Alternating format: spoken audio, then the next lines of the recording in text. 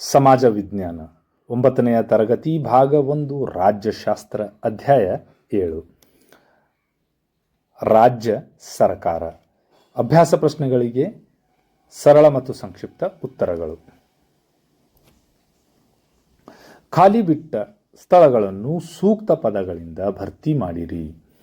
ಮೊದಲನೇದು, ಭಾರತವು 28 ರಾಜ್ಯಗಳನ್ನು ಮತ್ತು 8 ಕೇಂದ್ರಾಡಳಿತ ಪ್ರದೇಶಗಳನ್ನು ಒಳಗೊಂಡಿದೆ. 2, ಕರ್ನಾಟಕ ರಾಜ್ಯ ವಿಧಾನ ಪರಿಷತ್ 75 ಸದಸ್ಯರನ್ನು ಒಳಗೊಂಡಿದೆ. ರಾಜ್ಯ ಮಂತ್ರಿಮಂಡಲವು ಮುಖ್ಯಮಂತ್ರಿ ಮತ್ತು ಸಚಿವರನ್ನು ಒಳಗೊಂಡ ನೈಜ ಕಾರ್ಯಾಂಗವಾಗಿದೆ. 4, ರಾಜ್ಯಪಾಲರನ್ನು ರಾಷ್ಟ್ರಾಧ್ಯಕ್ಷರು ನೇಮಿಸುತ್ತಾರೆ. ಪ್ರಶ್ನೆ ಸಂಖ್ಯೆ 2, ಈ ಕೆಳಗಿನ ಪ್ರಶ್ನೆಗಳಿಗೆ ಗುಂಪುಗಳಲ್ಲಿ ಚರ್ಚಿಸಿ ಉತ್ತರ ಬರೆಯಿರಿ. 5, ರಾಜ್ಯ ವಿಧಾನಸಭೆಯ ರಚನೆಯನ್ನು ತಿಳಿಸಿ.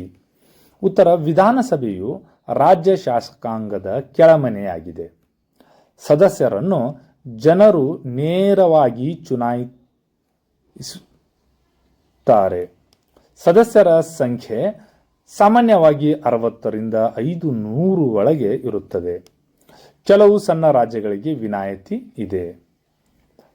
ಕರ್ನಾಟಕ ವಿಧಾನಸಭೆಯಲ್ಲಿ 224 ಚುನಾಯಿತ ಸದಸ್ಯರು ಇದ್ದಾರೆ.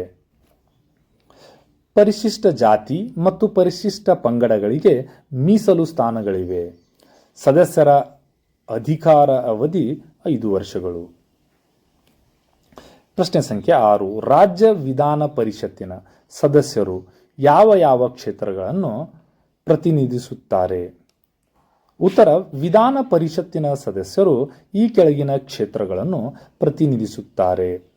ಮೊದಲನೇದು, ವಿಧಾನಸಭಾ ಸದಸ್ಯರು ಸ್ಥಳೀಯ ಸಂಸ್ಥೆಗಳು, ಪದವೀಧರ ಕ್ಷೇತ್ರ, ಶಿಕ್ಷಕರ ಕ್ಷೇತ್ರ, ಕಲೆ, ಸಾಹಿತ್ಯ, ವಿಜ್ಞಾನ, ಸಮಾಜ ಸೇವೆ ಹಾಗೂ ಸಹಕಾರ ಕ್ಷೇತ್ರಗಳಿಂದ ರಾಜ್ಯಪಾಲರು ನಾಮನಿರ್ದೇಶನ ಮಾಡಿದ ಸದಸ್ಯರು. ಪ್ರಶ್ನೆ ಸಂಖ್ಯೆ 7, ರಾಜ್ಯಪಾಲರ ಅರ್ಹತೆ ಮತ್ತು ಅಧಿಕಾರ ಅವಧಿಯನ್ನು ವಿವರಿಸಿ.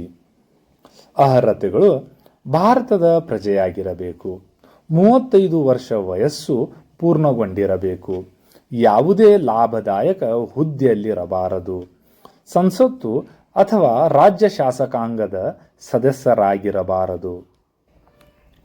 ಅಧಿಕಾರ ಅವಧಿ: ರಾಜ್ಯಪಾಲರ ಅಧಿಕಾರ ಅವಧಿ 5 ವರ್ಷಗಳು. ರಾಷ್ಟ್ರಾಧ್ಯಕ್ಷರ ಇಚ್ಛೆಯ ಮೇರೆಗೆ ಹುದ್ದೆಯಲ್ಲಿ ಮುಂದುವರಿಯುತ್ತಾರೆ. ರಾಷ್ಟ್ರಾಧ್ಯಕ್ಷರಿಗೆ ರಾಜೀನಾಮೆ ನೀಡಬಹುದು. ಪ್ರಶ್ನೆ ಸಂಖ್ಯೆ 8,